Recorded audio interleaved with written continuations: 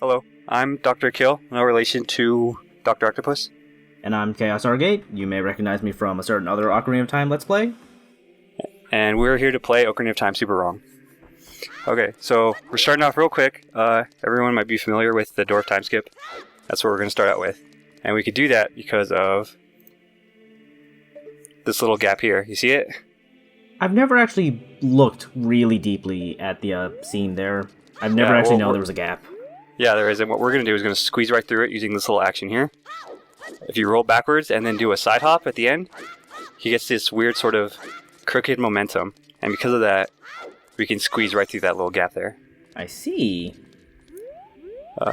It's a trick that's a little complicated when you first learn it because that sort of movement is a little hard to sort of pull off. Yeah, you gotta find a weird angle. And did you just clip through already? Wow. Yep, real quickly. Sorry. That was fast. Yeah.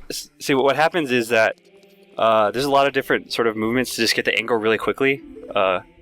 In the old school method, they would sort of line it up with C up, but we have a lot of sort of rolls and movements to get our angle without having to do that, and that's what I did. Yeah, that was so fast. I actually wasn't waiting for the C up to happen. Yeah, no, there's lots of different ways, but we're not done yet. I want to show you. So the door is still there, right? Right. It pops in, which you can actually do. It's not as useful, but you can actually clip back through the other way. Those rolls get me the angle, and if you just side hop, slash, you're right back. So there's a double way back. And as just a little bonus, I'm going to clip through the door time without even using the sword. Ooh. So these little rolls here, that's what gets my angle. That's a similar method. Sorry. Similar method. It's a little bit more precise, so I'm pausing more. But right here, see I'm out of bounds, and little movements will get me back in. Wow. Impressive. So as what I did is just I sort of Z-targeted the Door of Time, and it shoved me flush to the Door of Time itself, and I just sort of moved sideways. Ah. It's interesting. It's a way to do it in case you never pick up the sword. That would have been helpful for Yeah. Chaos Edition. So we're entering this cutscene, making us adult. We won't see the whole thing, skipping most of it. It's typical plot stuff. You know, Ganondorf stole some triangles. Link becomes two Links stacked on top of each other. You know, the usual. But skipping most of it, just here to show the beginning, and then we'll cut to the end.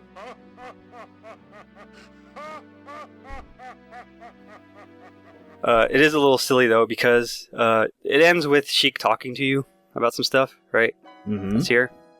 She tells you about, or he or she tells you about Syria, and mentions, you know, that I have to go to beat the temple, but of course I've already beaten the temple, so it's a little silly.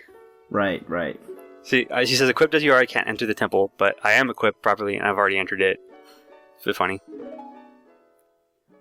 I do want to show off a little thing, though. If you have the Hyrule Shield, a healing shield, it equips it for you immediately. But also, if you notice, there's a bit of a sort of buggy thing going on here. Right.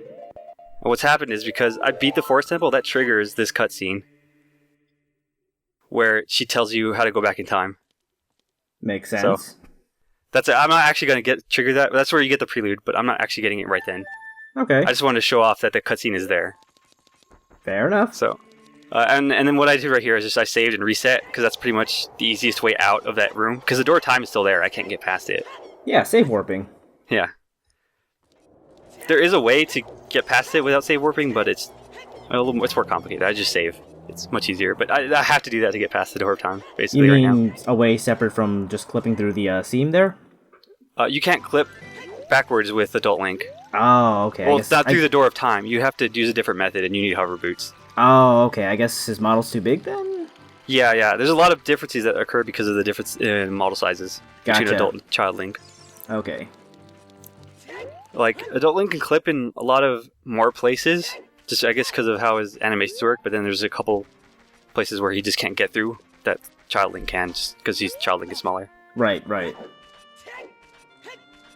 So, what I'm doing right now, I'm just getting the pocket egg.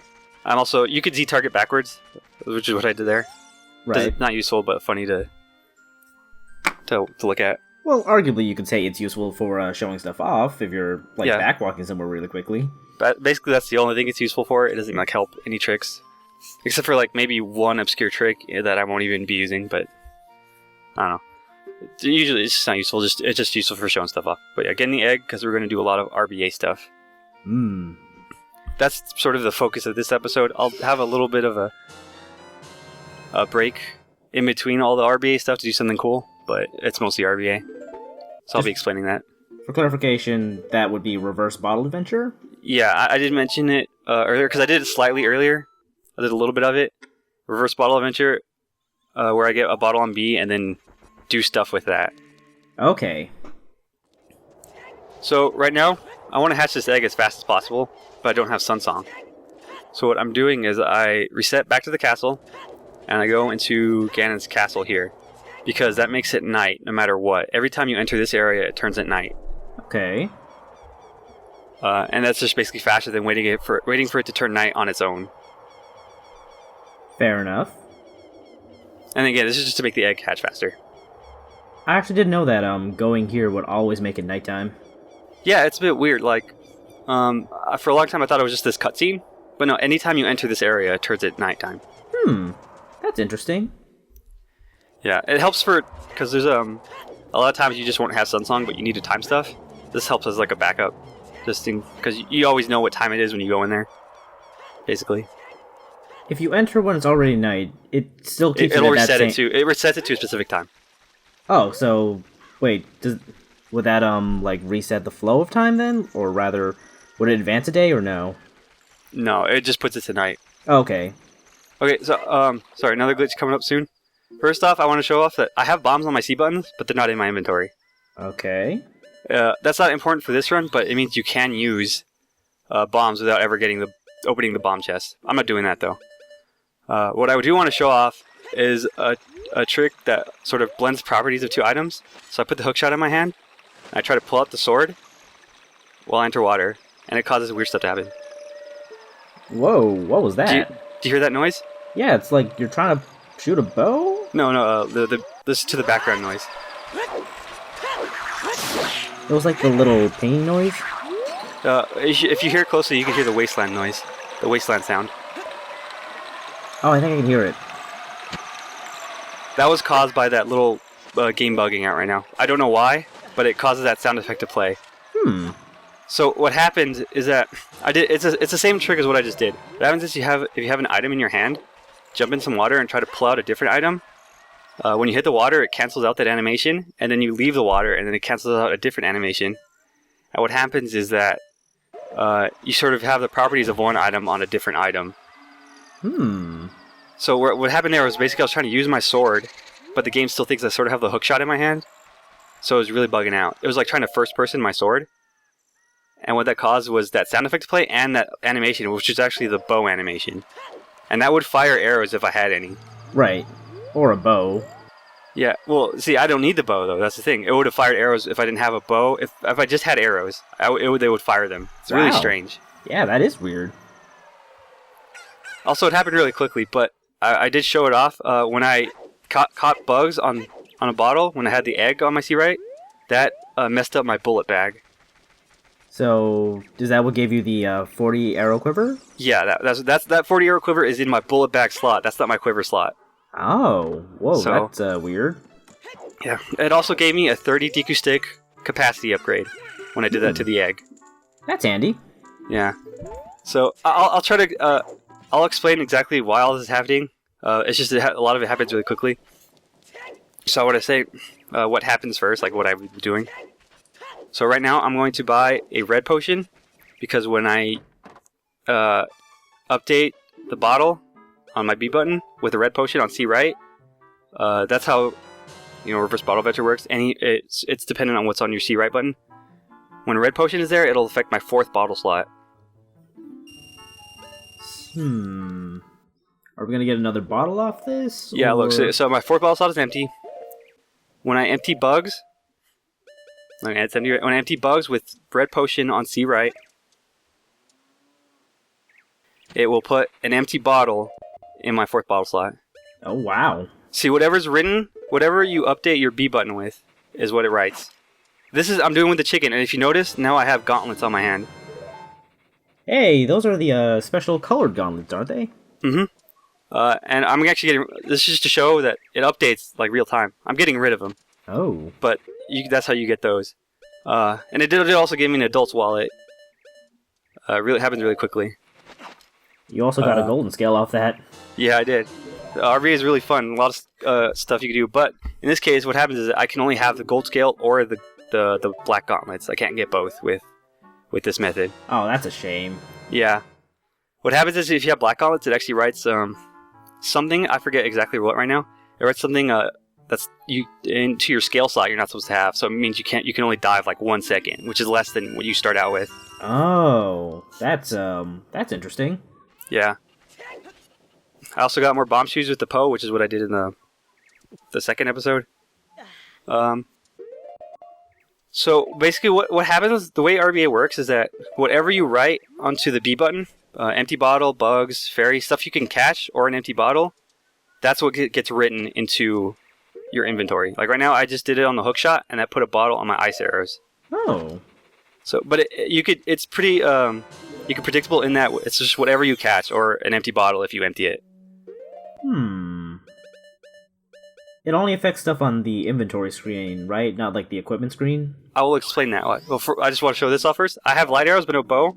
But all you need for it to shoot is just the arrows. So if I had arrows, I could just shoot them, even without the bow. With light arrows. It's weird. That's just the way the elemental arrows work. Right, right. And then what I did there is I just caught a bottle onto my bow slot, and that's what will make the game start dropping arrows. Ooh. It's just having something in your bow slot. I was about to ask, like, but we don't have a bow, so how are we going to grab arrows? But yeah, that's what causes arrows to drop. I still can't hold arrows because I don't have a quiver yet, but they'll start dropping. Well, technically you do, but I guess that's not a real quiver. No, that's my bullet bag, which it can't actually hold any bullets. Seeds. Like, I have some right now, and if I shoot it, I'll lose all of them, and I can't pick up any more seeds. Oh, no. Yeah.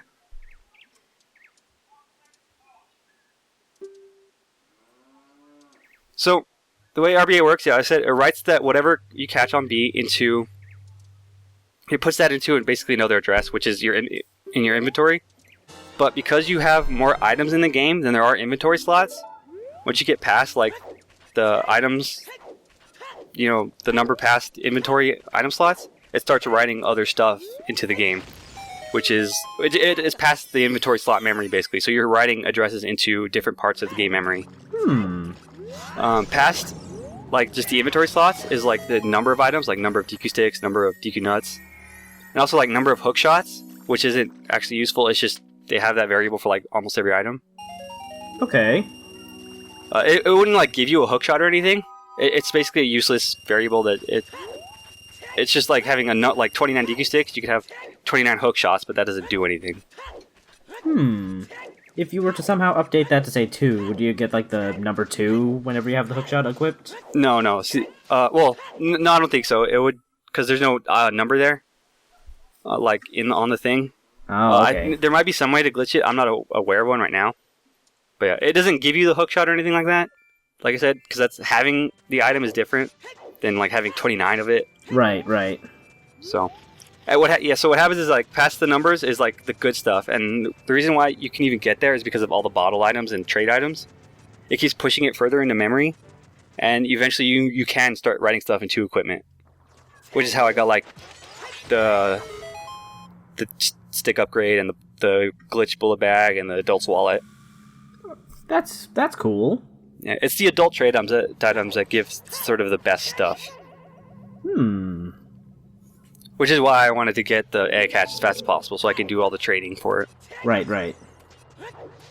I'll be doing more of it, and I'll explain like what I get and stuff. So, but for now, we're doing Dodongo's cavern. But we're gonna do it really quickly. So what I'm doing right here, I need to get my health low enough for a specific trick. But first, I need to open up the Dodongo skull or whatever. And what I'll do is that I'll use bomb shoes in a specific spot to light the eyes. This works? Yep. Hit the first eye. Wow. Yeah. Hit the second eye. So there's a couple of different like setups to sort of get those bomb shoes just right, but it's not too hard. So they're open. As someone who is garbage with bomb chews, I am very impressed. Yeah. Well, again, it's not like I know particular. I didn't find that. That was someone else sort of came up with that little specific spot. I'm doing a different thing. I have low health and I'm about to die. And when I die, I hook shot and hit something. It causes you to sort of keep your hook shot velocity, but you're not going anywhere because you died. So it shoots you up super high. That was amazing. Yeah. Now I'm on top of the Dodongo's cavern. They call that a doom jump, which I don't know is probably not the best name, but that's just what I know it as. That's pretty much the only useful spot for that. As cool of a trick it is. But now we're up here and I already got the bomb bag, so I basically skipped the entirety of Dodongo's cavern. Well, that was a dungeon. Yeah. And I also got bombs as an adult, which is part of my, little rule of thumb. Right. Get kid items as adult, get adult items as kid. Mm-hmm. And now what I'll do, I've cleared the way. I'm going to go fight King Dodongo.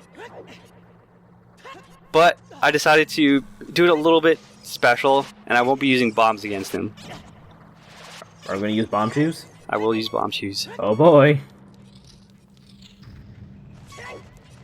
So, I want to get through this door as quick as possible, and this is the fastest way to do it. If you talk to Navi right when you land on the switch, it sort of keeps the switch pressed while you're moving. So, that room's done. So, it's kind of like Navi diving, sorta? A little bit, and it's also like, you can, catch something in a bottle and then release it while backflipping, and he'll, like, dump it out when he lands, and it'll have the same effect. So as long as you're like in some kind of like dialogue trigger, it just won't. Or like a cutscene or something. I don't know exactly why it works, but it's helpful for hitting switches that you need to like have a small amount of time to do something before. All right, so this is how I start out. I get infinite sword glitch. Oh, yeah, I see it. The camera's all Z targeting. And I mentioned this earlier, but I jump slashed into the cutscene, and that makes each of the slashes from the infinite sword glitch have the power of a jump attack. So you're basically gonna be wrecking his shit. Yeah. As soon as so what I do, I release a bomb shoe, and then I hover off of it, and then backflip and pull out another bomb shoe, and that bomb shoe lands in his mouth. Ooh. They do this as a child for a speedrun called Child Dungeons, just because it's faster than going through the dungeon and getting the bombs as a child. Well, I mean that's understandable. Yeah. And because by standing next to him, the infinite sword just hits him. And then 2 hits is all it takes with the jump attack of a master sword to kill King Dodongo. He's really not that scary, even as a child. Especially not when you're an adult.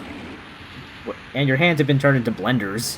Yeah, and it's funny because DQ Stick has actually has the same attack power as the master sword, so you can do it in 2 cycles as a child too, in 2 hits. It's always fun doing that. Yeah. So I killed King Dodongo really quickly. I do want to show off a little funny thing. There's a trick you can do where if you roll into a bomb and pull out your hookshot in a certain way, the velocity sort of screws up your hookshot camera. Like, see how far back I flew? That velocity, that was me screwing up, but that velocity, if you mess with the hookshot, will shove you out of bounds, like this. Whoa, where'd we go? We're just below, and now you can see King Dodongo, as he is when he's dead. Just sort of sideways. Just wanted to show that off. That's just what happens when you roll into a bomb, because you're invincible in some of the roll frames. Right. And that sort of gives you a really fast velocity backwards. Or just like in a direction, and then using your hookshot when you do that sort of screws it up. Screws up the hookshot camera, and it shoves it basically underneath the ground. And it lets you, and the hookshot still works down there. So you could actually hookshot stuff that you're not supposed to. I see. Here I just use it to show off what's underground. And that was me trying to set up a trick. I screwed up because the fish actually drifted like a little bit away from me. Oh no. Ruins my trick. So that fish sort of messed me up. Because that position is precise. I can't move from there if I want this trick to work. So what I'm doing here is sort of what I did with the Forest Temple. I time it so that I backflip and do that Ocarina trick, but that bomb is exploding still, and when I get out of this, I die immediately. So this is gonna warp us somewhere, I take it? Yes, it will. Dodongo's cavern is one of the few places that'll actually take you to another spot. Ooh. Where are we going? And now we're in the Gerudo training grounds. Oh. Just out of curiosity, if you left, isn't like the gate still up? Yeah, it is. Well, but I think that's a temporary flag, anyways. For the Gerudo training ground gate, it's basically always up. If you like pay to enter it and leave, I think it comes back. I'm not sure. I don't actually remember. Oh well. So that's the trick I just did. So if I wanted to, I could hookshot the ice arrows right now and just open the chest. But I need to get that as a child, so Right. I'm skipping it for now. Well, do you want to show off one other thing? If you void out... Oh, wow, where am I now? That's a good question. If I look at my map, I'm back in Dodongo's cavern. And if you notice, I'm on a floor below the first floor. So what happens is that it still sort of thinks the last entrance I was in is in Dodongo's cavern, even if I'm in Gerudo training ground. Okay. So I did just reset. So what happens is that in this version I haven't I haven't stepped into the blue warp. I saved right before I did that, and I sort of loaded that save. I just wanted to show off that warp. Are you going to be using that warp later? I will. I just wanted to show off one of the uses of it, but I'm going to use it for something different later. Oh, okay then. So I take it you're going to get the ice arrows a different way without using that warp then. Yeah. I just want to show it off. They use that warp in any speedrun that they fight Dodongo. They use it because it's faster to get to the Spirit Temple that way. That makes sense. It's a handy warp. I mean, it actually doesn't save like a crazy amount of time, maybe like a minute. But it's faster doing that than walking there. Yeah. So we're going back to reverse bottle adventure stuff. What happens is this is sort of recently found. I've been getting it bottle on B through like water stuff, like jumping in water, but it also works with a bomb. So if you notice, I just got bottle back on B. Oh wow, you did. Yeah. And right now, if you look, I have that quiver in my bull bag and a bomb bag 20. When I catch bugs on B, it basically writes bugs onto a specific bite that Corgia relates to. And now I have a bomb bag 30 in my quiver slot and a bomb bag 40 in my bomb slot. Does that mean you get 70 bombs, or...? No. I have the 41 for bombs, so I can hold 40 bombs. Bomb bag 30 is in my arrow slot, and that lets me hold 20 arrows. Oh, that's interesting. Yeah, which is like it should not be a valid quiver number, right? Because the lowest one you get is 30. Yeah. But bomb bag 30 is what I think it was. It holds 20 arrows for whatever reason. So yeah, that's what happened. I wrote basically bugs, the value for bugs, into a slot somewhere in memory that corresponds to the bomb bag and quiver. Interesting. Yeah. And bugs are the most useful because of the items that you can catch, because bugs are item number 29, and that has the most number of ones in binary, so you get most stuff with it. Oh. So it's like what 11101. I think that's what 29 is. So you basically will get anything that puts whatever changes to 1. That's it giving you something. So having 4 ones gives you 4 things. That's basically why bugs are the most useful. Gotcha. Like 31 would be more useful because that's 5 ones, but that's like that's half milk, like where you drink milk once. Right. Half milk is 31, and that's like you can't get milk like on your B button. And the way it works is milk works very strangely because of they're like 2 bottle items in 1, so it's really complicated, and we can't feasibly use it. Yeah. Oh well. Odd mushroom actually corresponds to heart pieces. So how many are we getting off this? So heart pieces work based off of 16. Like every time you get a heart piece, it adds 16 to the value. So because of that, we can only ever write basically 1 heart piece into our inventory. Oh, okay. Now the thing is, that doesn't it's not like adding 1 heart piece. It sets your heart piece value to 1 heart piece. Oh. So if I were to say get another heart piece, like this guy here, this guy with the cool pants, he gives me a heart piece, So now I have 2, right? But if I were to do it again... We're back to 1? I'm back to 1. That's a shame. Yeah. And so the thing is, basically we can only ever write certain values into with RBA, which is like 20, 24, 25, 29, just stuff you can catch or an empty bottle. And all of that is between 16 and 32, and all of that corresponds to 1 heart piece. Ah. Because it doesn't really see the other sort of bits in that, it just sees the number 16.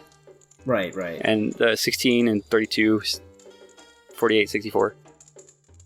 There is a way to sort of like mess with that causes strange glitches. Basically, you sort of go past 64 when it's supposed to reset, but you prevent it from resetting, and it starts acting strangely. But it's a bit of a weird process, and I don't remember what it's useful for. Are we going to be using the blue potion for something? Yeah, I actually just use it right now, just to RBA. What happens is that blue potion corresponds to child trade item slot. Oh. So if I get an empty bottle on B, on the blue potion, it puts that empty bottle on the child slot. Okay. I'll be using that much later. That's where the fastest way to get blue potion is me getting it right now. So I just did it right now. And then I catch bugs on odd potion, and that gives me all 3 of those stones and the Song of Time. Wow.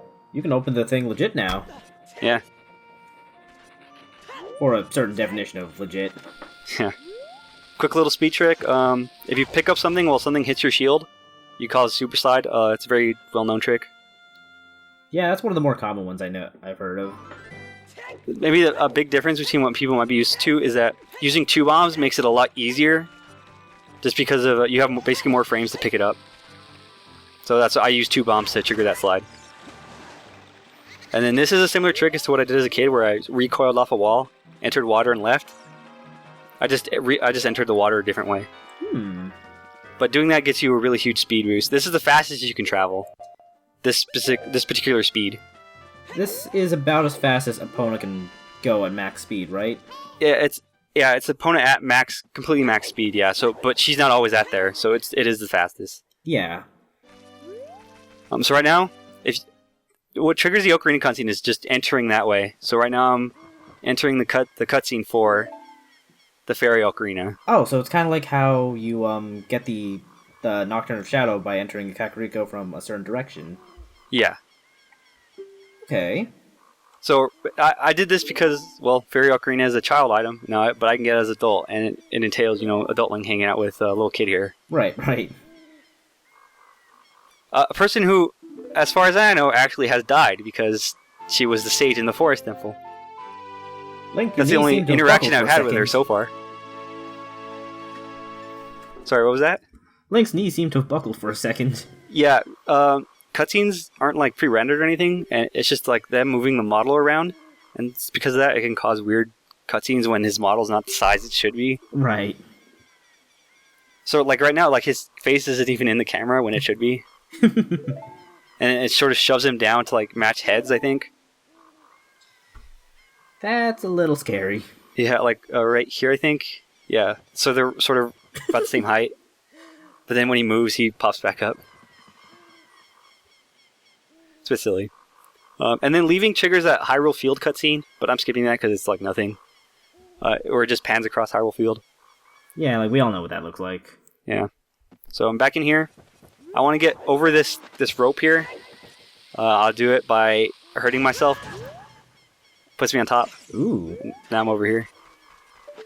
It's faster than, walking through the Kokiri Forest. As a side effect, though, you don't get Saria song playing? Do I not? I didn't even notice. I forget how Saria's song works as adult in the forest. I think it's still the same. Well, anyway, I'm just here to sort of finish up the trading. Get the poacher saw. The poacher saw is basically sort of the most useful, I think. I'm my personal opinion, just because of what it gives you. I won't do it right now. I'll show what it gives you in a little bit, but all of this RBA stuff was basically just to get to the poker saw. That's sort of the most important thing. Does this have anything to do with the Deku nut upgrade that is missable by accident? No. Okay. What happens is anytime you get the poacher saw, that you just can't get it anymore. So I can't get it anymore. It wasn't useful to me. Oh well. I do want to show off something though. I want to get through that door I showed the Darunia's door. Right. What happens is I did this earlier and I glossed over it. But what happens is if you do the roll into a bomb that I mentioned. Did you get like squeeze through the top of the door there? Yeah. What happens is if you roll into that bomb with those invisibility frames and that speed that I mentioned for the weird shot is what it was called for the hook shot. You get a high velocity if you side hop or backflip backwards. So you use that same high velocity I was talking about to sort of propel yourself instead of screw with the hookshot camera. I see. And what that does is it shoves you through some of the bits of Goron City past Darunia's door. Okay. Mega side hops and mega flips, those are what are those called? Those are really useful because it allows you to cover like long distances that you otherwise couldn't do because of a variety of reasons. In that case, it was mostly the speed, but that position also let us sort of just shove ourselves through a bunch of stuff. Okay. I'll be using those a lot too. So this is just if you die when you enter this cutscene, it triggers the cutscene and gives you the bolero. But you don't actually have to sit through it. Yeah. Okay. So you can see Link's flaming dead body right there. Oh no. So I've gotten it because the way some songs work is that they give you the song right when the cutscene starts. Like it just puts it in your inventory. Okay. Not everything works that way, which is why you can't skip literally every cutscene. So it's kind of cool that some do though. Yeah, the bolero, the minuet works that way. The water song. I forget what it's called right now. Oh, I did show off. I have a DQ stick on B. Sorry. It's invisible if I pull it out, and if I break it, it looks like the giant's knife breaking. Oh, yeah, it did. That doesn't work on N64. If you pull out a DQ stick on N64, it crashes the game. Oh yeah, I remember hearing about that. So that would be like GameCube and like a Virtual Console exclusive trick right there. I'd imagine it has to do with the fact that the emulated versions are running on a system with more RAM than the poor N64. I do know actual N64 emulators will also crash. Oh, that's interesting. Yeah. Okay, so I'm about to do the poacher saw. With a fish, which is item number 25. And what that gave me is the Prelude, the Serenade of Water, and Zelda's Lullaby, which is by far one of the more important songs to get. Zelda's Lullaby, which means we don't have to go talk to Zelda now as a child and go through the castle. That's really handy. It is. I also did it really quickly, but if you have no sticks on B, or just like no sticks, and you catch something in a bottle, and then do sort of what I did with the sword when I made it act as an ocarina, if you use a bottle item and then press stick when you don't have any, it'll try to use a stick, but you don't have any, so it sort of doesn't work, and it overwrites it with a bottle. Ah. That's how I got it back on B. Okay. And then this is just me getting First Great Fairy. Nothing special about it, except that maybe you're supposed to get it as a child, but I don't even think in normal play there's anything stopping you from doing this as an adult. There isn't. So, nothing special. I'll probably be skipping probably all the fairies from now on. I guess the only thing to note is that, like, Din's Fire and the double health, you can't really get those as the other version of Link, because you just can't get into that version of the castle. Right. So.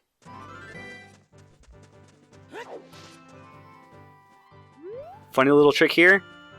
Keep an eye on the bottom left of the screen. Okay. Right there. Bye, Link! Yeah. So I triggered a super slide, and it keeps going during this cutscene, so now I'm at the bottom already. That was fast. Yeah. All this is just I need to get back to Kakariko to get something. Okay. But for now we're sort of done with the bulk of the RBA. I want to keep the bottle on B for a different reason. But I'm pretty much done with the biggest sections of our reverse bottle adventure that I'm doing. So.